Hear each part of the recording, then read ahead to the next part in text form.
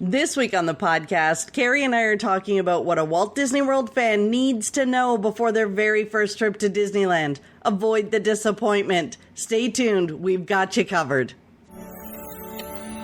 You're listening to the Pixie Dust Fan Podcast. Hi, I'm Francine. And I'm Carrie. We're two best friends who can't stop talking, usually about Disney stuff. Sometimes we have fascinating guests, and sometimes it's just us. But it's always positive and fun. We're happy to have you join our chat. Thanks for listening, and let's get started. And go. That's it. I don't have a snappy intro for you this week, Carrie. I think we need to retire the snappy intro attempts. I think so, but then it just sounds maybe people so... miss the hey, Care, hey, friend. How's it going? How was your week? Maybe well, we usually always get to that point. We do. We do. Yeah, you're right. Maybe they do miss it. I doubt it. I doubt we should it. Google different ways to start our podcast. There's probably a page of it. There. You know what? There's probably tips online if we wanted to. Anyway, so Carrie, how's it going? Well, it's very windy where I am, so hopefully our internets don't go out. Oh, yeah. It should be windy where you are too, because we're not that far away. Yeah, it is. And it's funny because when your internet goes out, because people can't see us, they can only hear us. But we see each other because we do it on video so that, you know, we can see our social cues and blah, blah, blah. But at the same time, sometimes our internet slows down. So I can hear the voice, but you're not moving. And then all of a sudden you like quickly start moving. Speed and it's up. like a speed dance or something to get so that your mouth catches up to your things. Funny. It is. I know. I feel like we should do some video reels. But anyway, that's for another time, another day. We need to find more time before we do some video stuff. Time is always our nemesis. Like when we just getting everything done in our lives is crazy. But we always make time to sit and talk at least so an hour a week. Getting, is if you're only getting the sounds, no videos. Because we're hustlers, man. We got lots going on. We got so much going on in the background that if we brush our hair before we start talking to each other, it's a good day. Exactly. But apparently we're doing something right.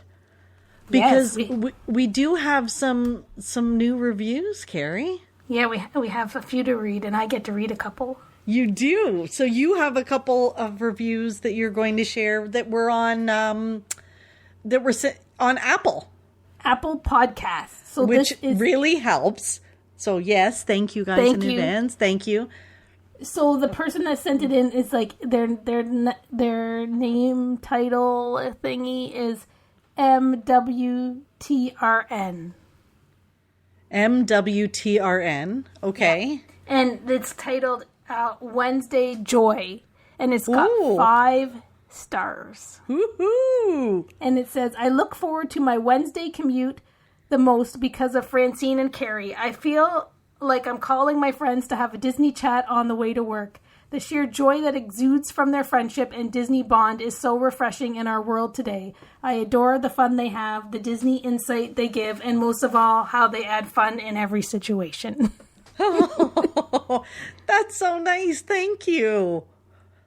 That's pretty cool.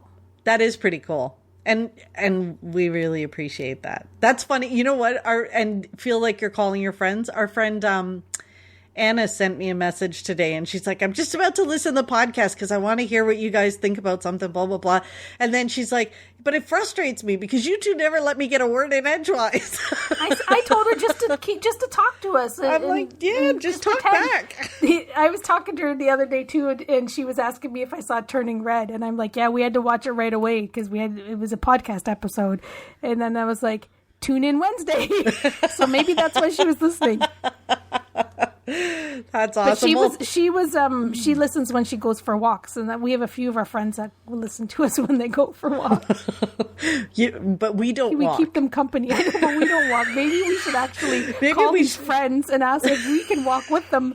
We can. You know what? You can get a podcast live. Call me on my cell phone. Tell me to get my runners on. And we'll do that. And go for a walk. We could record live while we're walking. No, I'm not Carrie, saying that. How do we get so far off topic? Seriously, Okay, like that was review thank you. number 2. Thank you very much. Bex. That was a good one. This one's from Bex 1098, and it's again 5 yellow stars. Woo-hoo. It says, makes me smile and my heart happy. I found this podcast about 6 months ago now, and I binge listened to older episodes in between listening to the new ones released every week. I always look forward to Wednesday when a new episode is coming out because I know I will be smiling and laughing along with Francine and Carrie. These ladies not only hold a great podcast where you can feel the absolute love and passion they have for Disney, but they also truly care about their listeners. I have reached out multiple times and chatted with Fran over both Instagram and Facebook, and I always receive a response. You aren't just a number to them. You are truly made to be felt important. Keep up the amazing work, and I can't wait to hear all of the future episodes.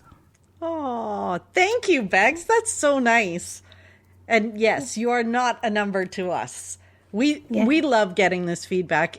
I can't even tell you how much joy this brings to us. It brings us pixie dust every week. It does. It does. Like to hear that, if we can make someone smile, make them laugh, pass the time, whatever it is, it really... And I have to say, sometimes people reach out to me on Instagram, but sometimes I forget to look. So if anybody reaches out on Instagram and then I finally reply, it's because I probably didn't notice. Yeah, because, sometimes I'll say to Carrie, did you see blah, blah, blah? And she's like, I haven't been on social media all day. And I'm like, what is wrong with you? How can you not have been on any social media all busy. day? I forgot. Yeah. Carrie gets busy. Carrie does other stuff. I'm more of a binge social media. You are. Yeah. Okay, so we do those Apple Podcast reviews really mean a lot to us. So thank you very much because those do tell Apple Podcasts that we are worth, showing to other listeners and suggesting to others. And that is the biggest podcast platform, Apple Podcasts. Just saying. Anyway, she's schooling so us. Thank you. Now we know. I learned that on that podcast I listened to, the geeky one about podcasting. I also got a tweet from Susan. Susan Hedden on Twitter sent a message that said, I wanted to tell you, I'm really not a podcast person. My 17-year-old is usually trying to get me to listen to different ones. Friday night when I got home from work, I decided to listen to the podcast about the Burn Bomb guides. The two of you had me laughing so hard. It's nice to hear two people who are definitely best friends laughing and having fun. I will absolutely be listening to more. Keep up the wonderful work. That's pretty cool. It is, right? So, thank you, Susan. We converted someone to a podcast listener. To be a podcast listener. Like to listen to podcast. It's pretty awesome. Pretty awesome. So, Carrie, the only other comment I have is that, my nephew did say to me, like, you guys talk a lot about Disneyland. Like, you talk a lot about Disneyland. And the fun thing is, what do you mean, what? Who are you talking about?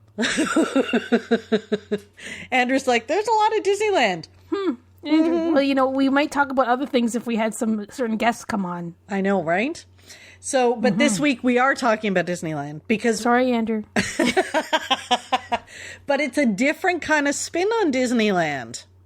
We were talking about because I saw it online. I've seen a few questions and I think it's really important to talk about and you make fun of me, but we really need to cover what a Walt Disney World fan needs to know before they visit Disneyland. Like and I think we have it down to 10 things that are really critical for them to know before they go. And this is like a Walt Disney World fan, like somebody that's been to parks a lot. Yeah, and somebody that's been to the parks a lot. And then what is it that's important before they go to Disneyland? Prepare them. Yes. So I'm just looking here, we have our list. And it's kind of funny because it turns out we have more than 10. Yeah, I thought so. We have 12. We have a dozen. We have a dozen. We can't think of one more and make a baker's dozen? No, maybe by the end there'll be 13 of them. There might. You never know. Okay, so I'm going to let you say the first one. Do you remember that donut place, a baker's dozen?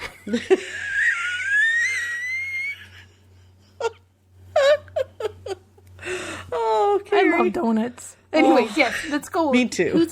I think you should now start. I want a donut. You want, okay.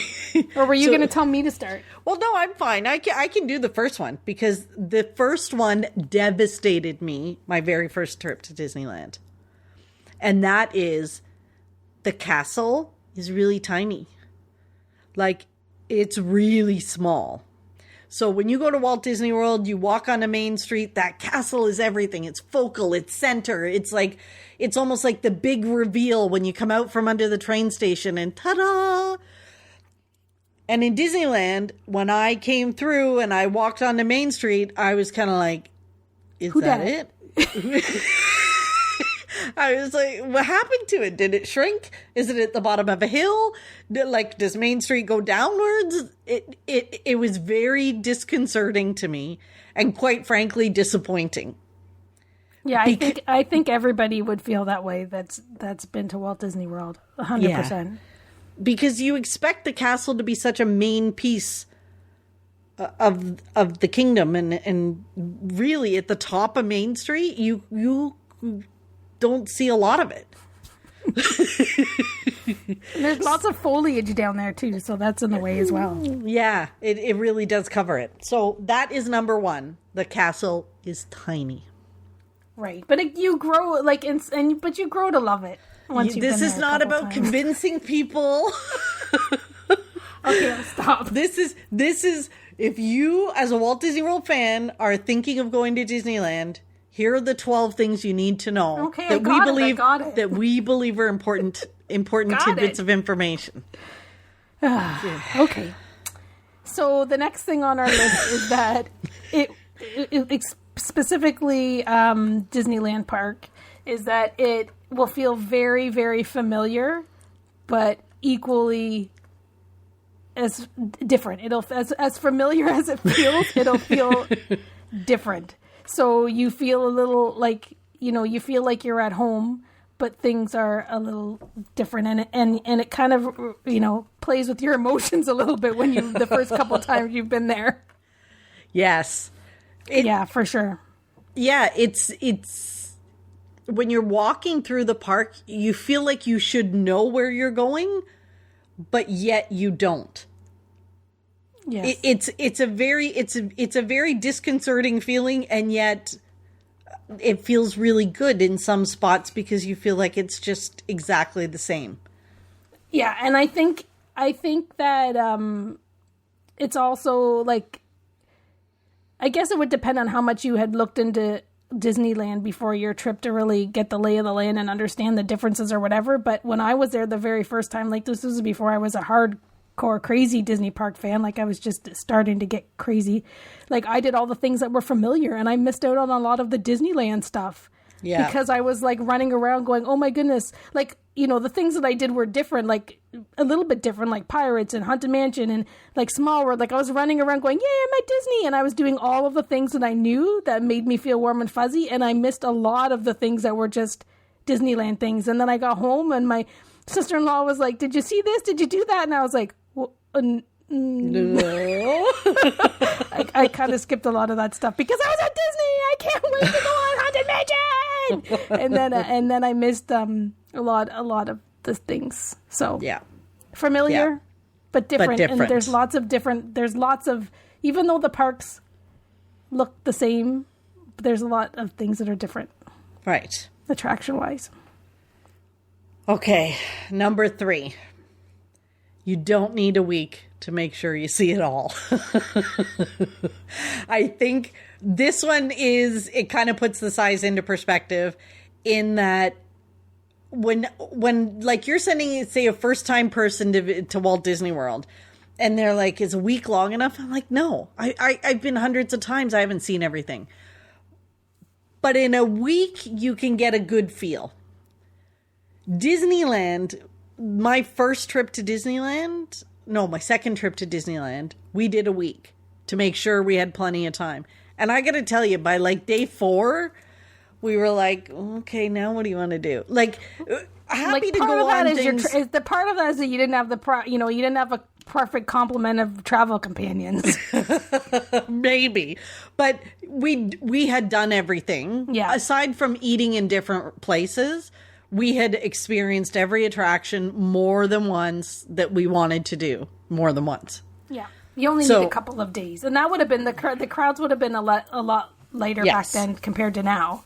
So, yeah, ideally you need 3 days probably in moderately busier times to be able to see everything. To see a good chunk. Yes. But that's the thing too, I think, with people that want to go that are Disney, like they think of Disney as being a 7-day vacation. People think about going on vacation for 7 days, right? And so going to Disneyland, like, I think it's kind of wrapping your head around like doing a weekend trip or doing going in and out for only, 3 or 4 nights and having a theme park experience and coming home. But people, I don't think that way about Disney. They think about going for 7 days, 8 days, 10 days. So when you're going to go to Disneyland, you could go for, 3 or 4 nights, 5 days, 6 days if you wanted to. But like, I think there's the pressure to like have a bigger trip, right? Like you're in California, so there's other stuff to do. So then it turns into something that's a lot more, I don't know, overwhelming, right? Like, what else are you going to do when you go there? not just a trip for a couple nights to Disneyland. So, yeah. So definitely it doesn't require the time investment that Walt Disney World does to see everything. But it is a good, it's a good way to get like a Disney fix. Like if you're able to get away for a weekend, like you really would only need a couple of nights, right? Like if you could fly in early, have a couple of nights, a 3-day ticket. If it's close by, like you got to think too. Yeah. Carrie, it's like a 5.5 hour flight for us. But a weekend trip is a little more of a stretch for some of us than it would be to go to Florida. Depends if you really wanted to do it. That's all. Like us, we're like, that's a long travel day. Yeah, really. And I don't like LAX. I cannot stand LAX and the traffic and oh my goodness. Anyway, okay. We're back Carry to on. Carrie is selling Disney. Honestly, like I can rebut like with 10 points to every single thing on this list. I know, but this is not a rebuttal. I know. It's not. We're helping the Disney World people go to Disneyland. We're helping Disney World people. Okay, so number 3 was you don't need a week to make sure you see it all. Carrie, do you want to I know we had them in a different order, but I don't think the order really matters. But sometimes there's some things that make sense in order. Go ahead. You decide what's number 4. I'm just going to follow the list. Okay.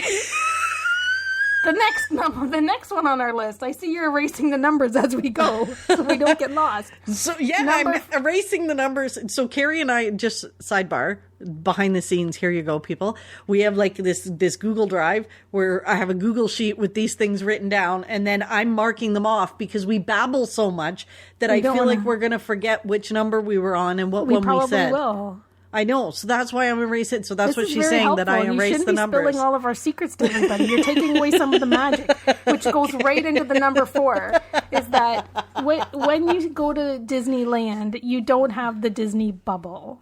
Correct. And I'm taking it's everything to say that it's possible to have a little bubble, but for the sake of the argument of the episode, there's no Disney bubble. So when you go to Walt Disney World, you get dropped off, you're in the Disney bubble, you get picked up and go back to the airport 7 days later and you leave the bubble.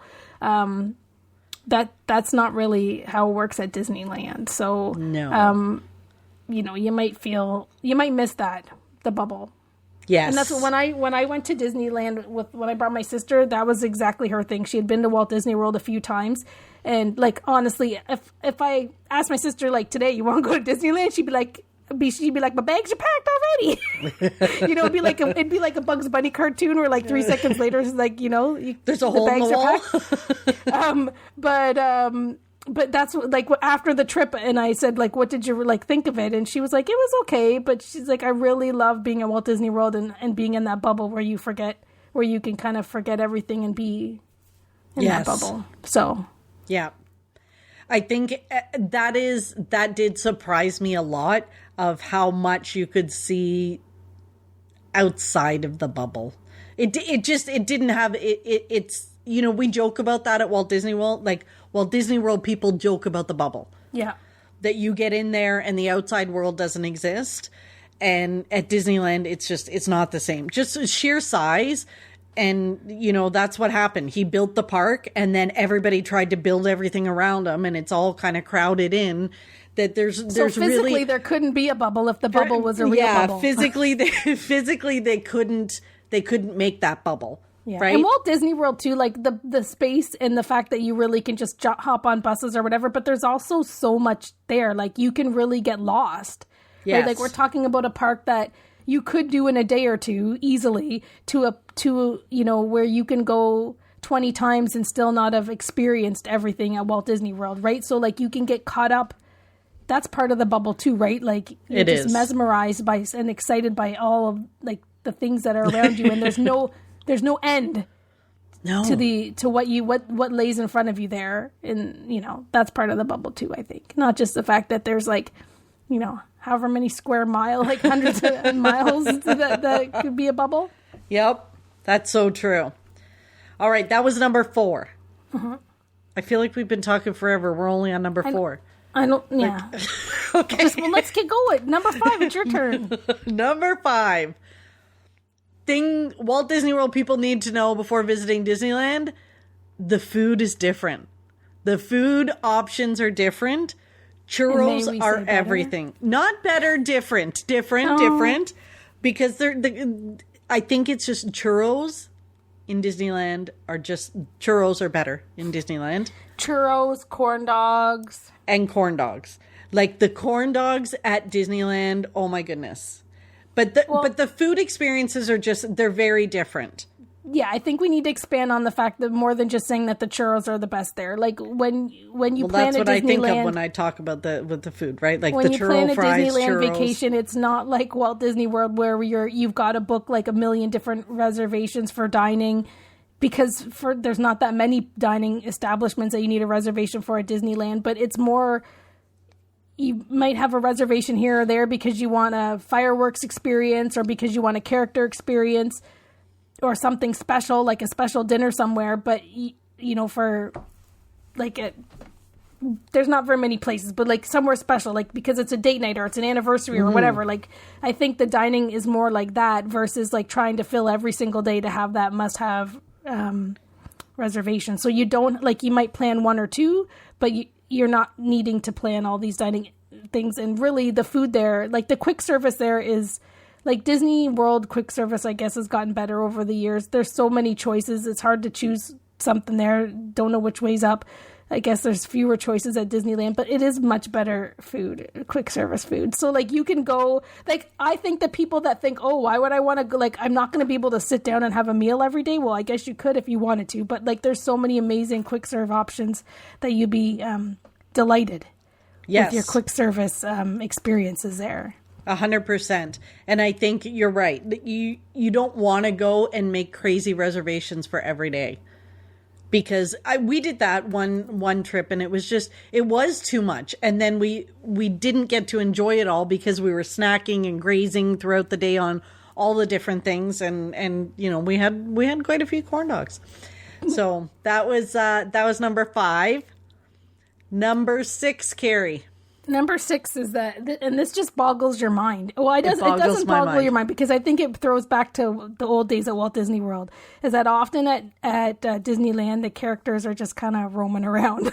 They just roam free. You just walk by and there they are, and they say hi, and nobody crowds them.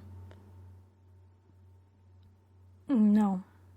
I think it's not so much that they're roaming free. I think that's scheduled, that they parade, you know, because there's usually a bunch of them together, right? Like you see Alice and you see, you know, like Mad Hatter or Gideon from Pinocchio. You'll see those guys in like they kind of are along, and they just. Right. So it looks like they're roaming free, but it's Do you just think they're going from one place to another? They make it look like they're on a commute somewhere. Yeah, like they're on their way to something. But they're not behind they're not in a special spot. You don't have to wait in line. And when it's time for them to keep, like, they'll stop and chat with you, but when it's time to move on, they move on. Yes. No wrestling, nobody Nobody's. Yeah, it's definitely a different kind of experience with the characters there. That's number cool. 6. Yep. Number 7. This one really upset me. Fantasmic. You got to sit on the ground. Like, not on a bench, on the floor.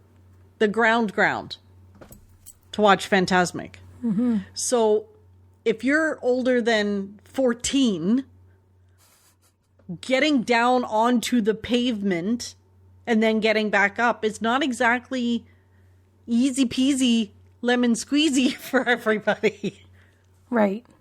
That to me, and I remember because my sister had her bad knee when we were in Disneyland. We had no idea we did this whole dining package, so we got premier spots for Fantasmic, and we showed up and they handed us a cushion, like one of those little cushions, and told us to find a spot. And I'm like, where the chairs? Do I put the cushion on my chair? And the woman's like, no, on the ground. And Becky's looking at her like, I'm not getting down on the ground. Like, this is not happening. Yeah. That was upsetting. But I think that's too negative. Like, okay, you can't sit down, but Fantasmic is far superior show on Disneyland. But you can't stand. That's the thing. Because then you're blocking everybody behind you. So they make you sit down. It depends. I think there's some standing and some sitting. I think the people that are in behind, they can stand. But like when I am there, I always just wait till the last minute and I kind of swoop in and stand at the end, so I'm not waiting forever. Like when it wasn't such a frenzy where like you had like fast passes sold out at the, at the start of the day or whatever. I just swoop in and watch it. Right. But yes, that sucks. But like that's how it is with like. I think a lot of times, like even before the fireworks, they let you sit on the ground, but then they tell everybody they've got to stand up. Like there's no seats anywhere. So you're doing one or the other. You're standing forever. You're sitting forever. You're sitting forever. They tell you to stand up. But like, Fantasmic's on the Rivers of America. Like it's a walkway. There's no way for them to put seats there. Right. So you got to stand. But if you're a Walt Disney World person and it's your first trip to Disneyland, you don't know that. Well, you should be talking to someone that loves Disneyland so they can tell you what to do. It is not like Fantasmic at Hollywood Studios in a big stadium. Because there's no seats. It's far superior, but there's no seats. All of that kind of stuff.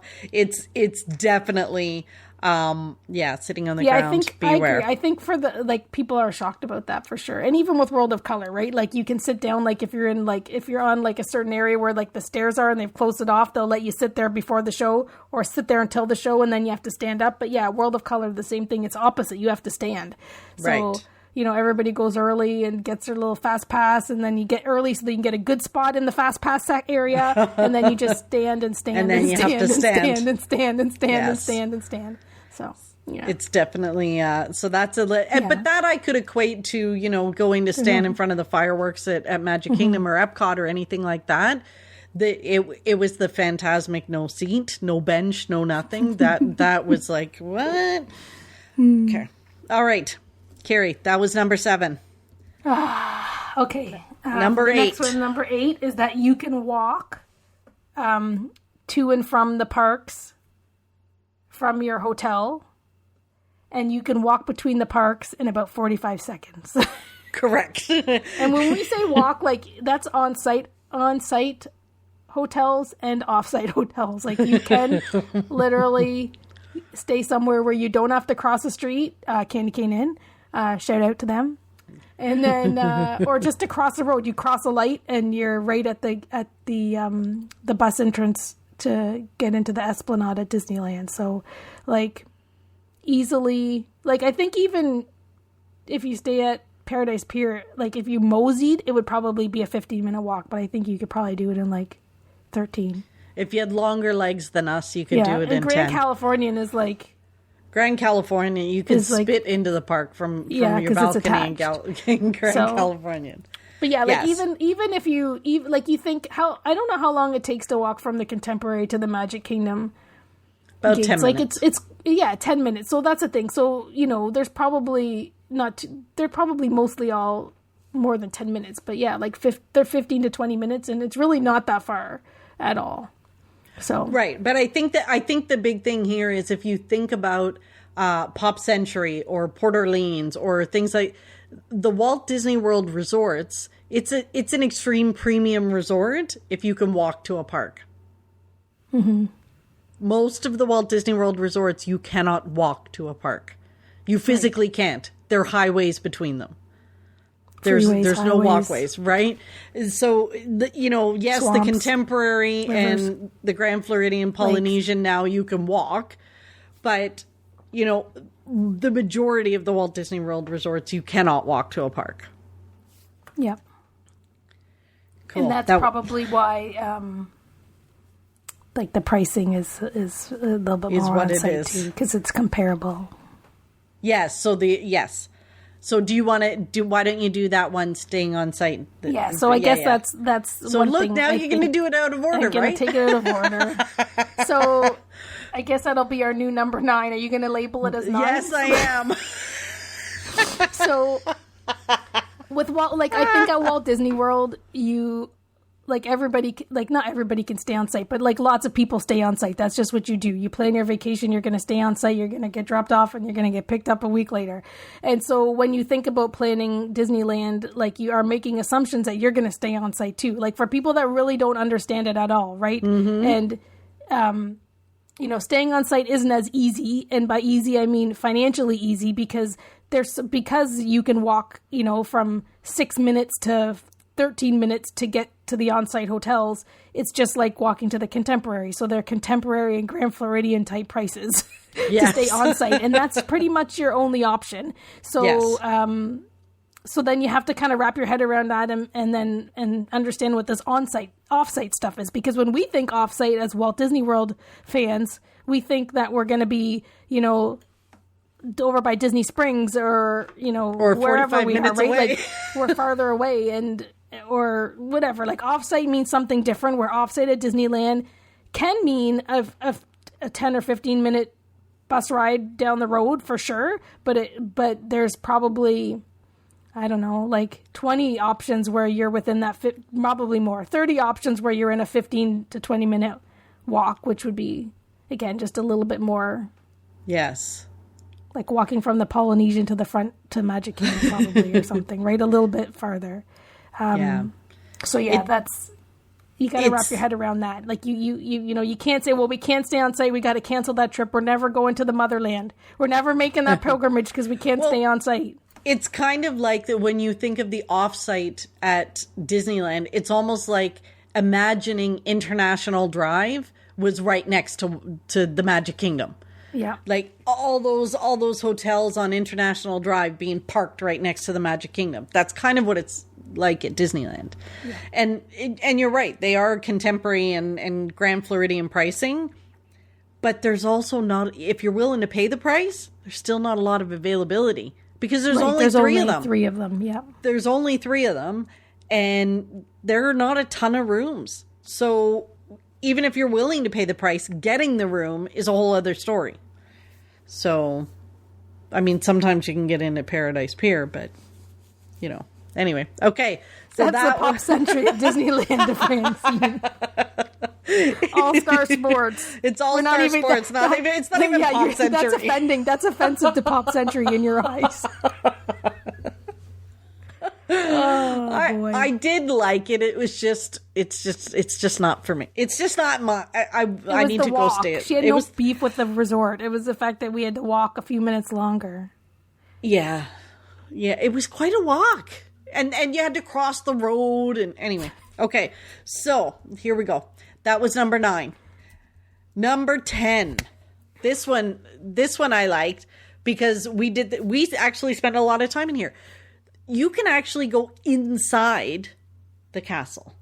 And so not just through the castle. Right. Not just through, not for Bibbidi Bobbidi, not just for Cinderella Royal Table Dining.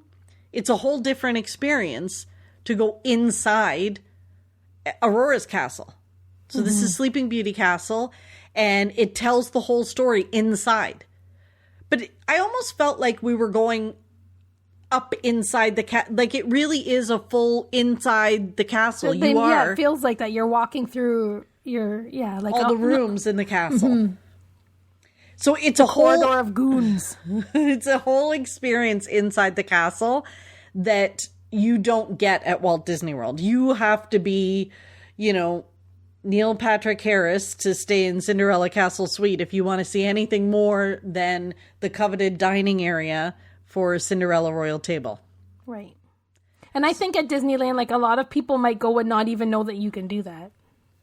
Like, that's one of those things that you would... Yeah, I didn't realize the first time either that you could do that. You didn't realize till you were on an Adventures by Carrie? When I did the Adventures by Carrie, that's when I got to experience the castle inside. Oh, yes. Good grief. Okay. All right, number 11. Number 11. The Downtown Disney is no Disney Springs. That is 100% correct. And I think that Walt Disney World people would, if they don't have the appropriate expectations, they may be disappointed. It really is, Downtown Disney really is like a promenade to get to the parks from the on-site resorts.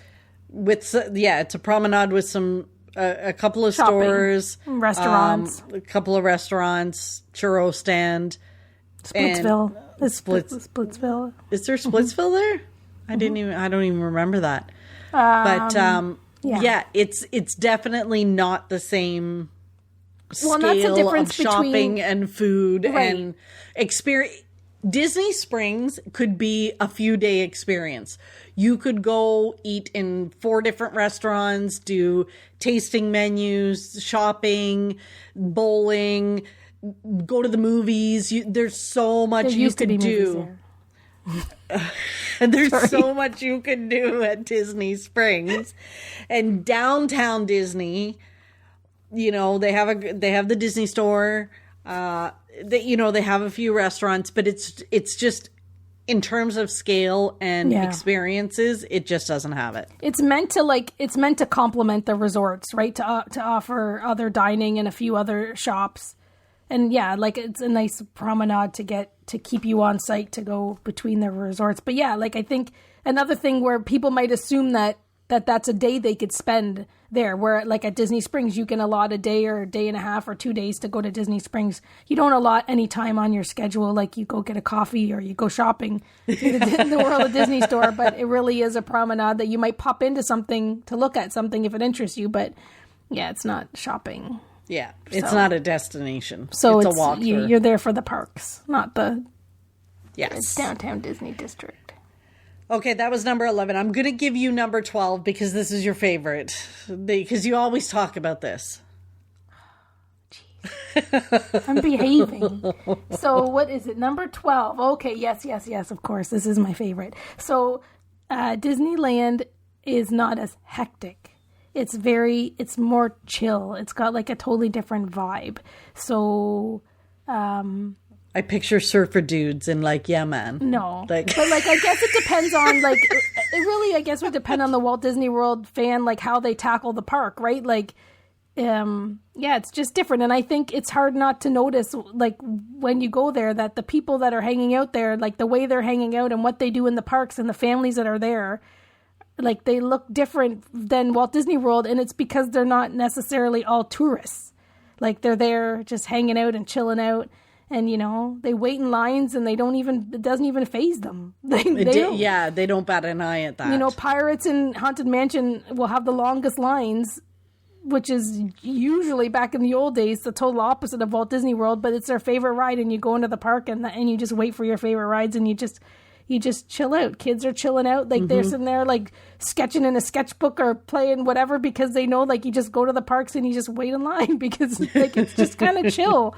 You don't need apps to help you. Just go wait in your favorite lines and ride your attractions and eat lots of snacks. And people wait long times for parades and for fireworks and whatever because they're just there chilling out. So, if you're, running like you do at Walt Disney World, there's no one else really running around you. It's very rare when somebody runs by you, a family with a stroller. And maybe first thing in the morning when they're trying to get to Galaxy's Edge. That's one thing. But just generally, the rest of the day, not a rope drop, They're not hustling and bustling from one thing to another. People mosey.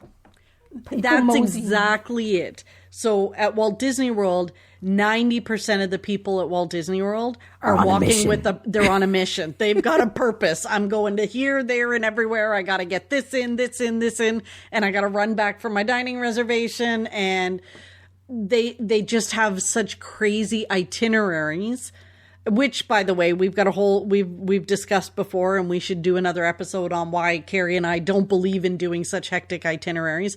But 90%, I would say, of the people at Walt Disney World go with this whole frenzied, I got to get all this stuff in.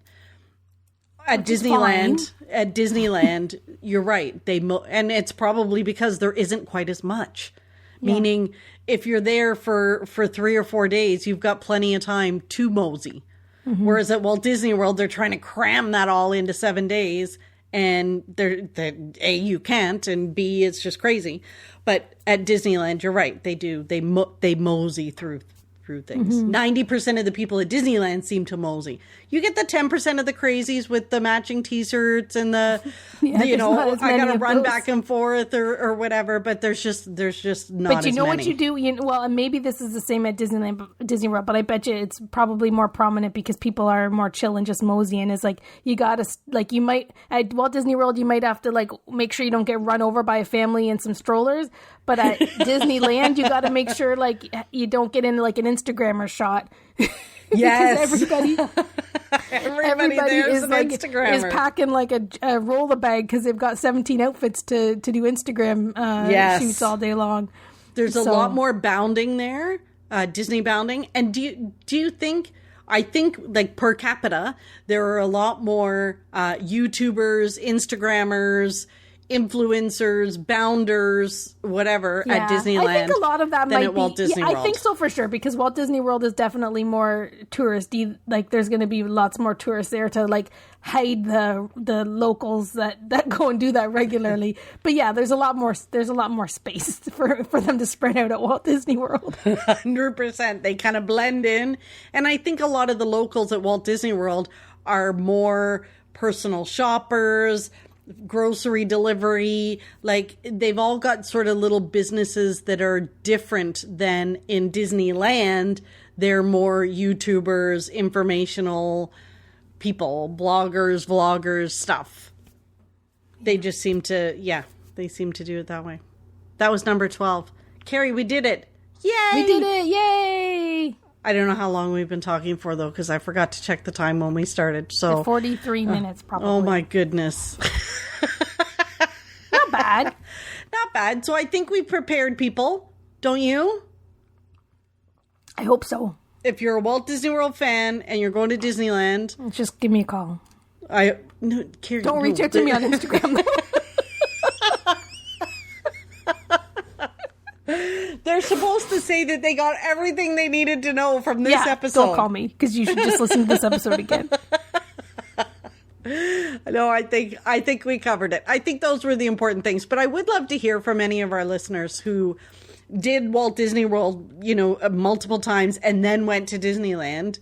Did we miss anything that people should know? Yeah, like the things that they thought their first time there.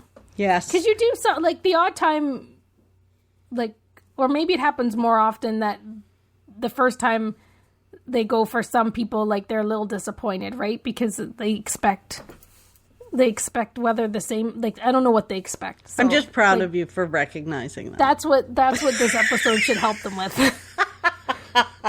Avoid the disappointments. Oh, okay, yeah. Carrie. I think we did a good job. I think people are prepared, and then that should be our last little Disneyland for a little bit, right? We're gonna go back. We're gonna go back to some Walt Disney World topics. Woo-hoo. All right, and Marvel. We got to get back there, Carrie. Oh, yeah. I have some movies to watch. It is that time. Oh, we should get some music or something. It's the time for Pixie Dust. What do you think? Sounds good. Order up. Oh, if anybody knows anyone that can write a jingle for us for our Pixie Dust, that would be fun. Yeah, maybe we have some more listeners this time. The last time we asked, no one helped. That's why we have what we have. Carrie, what brought you Pixie Dust this week? Okay. My pixie dust is I've got. I finally got my new sticker subscription that I was waiting. Yeah, I can hear you shuffling them. Sorry, I had to take it out because I need to look at it. Don't you ever do that with your pixie dust? You want to look at it? No, I don't need to look at it if I know, like, anyway. Okay, go on. I'm going to put my pixie dust away so I stop playing with it. It's okay now. We know it's something that you can shuffle. Go on. Okay, so I got a new sticker subscription. It's called Stickii, and I was waiting for it, and it's pretty cool. So I don't know what else you want me to say. It's called Stickii? Stickii. There's Stickies. Stickii. Stickii. Sticky stickers. What other kind would there be?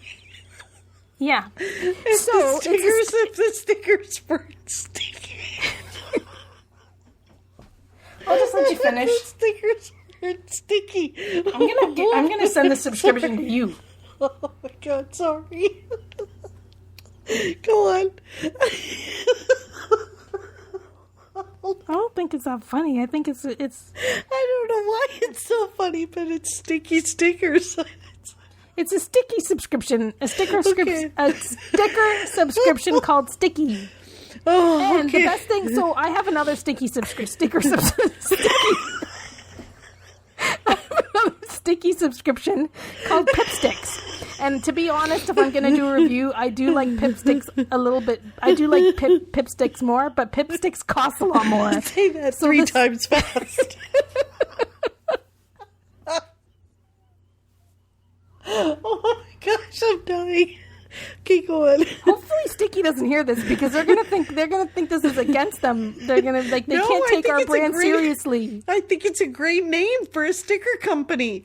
So Stickii. The Stickii subscription, although not as awesome in my eyes as Pipstick, because Pipstick gives you lots of stickers, but I pay like $25 for Pipsticks, and this one only costs $10. So it's pretty good bang for your buck. You get to pick which theme you want every month. And but what's on the stickers?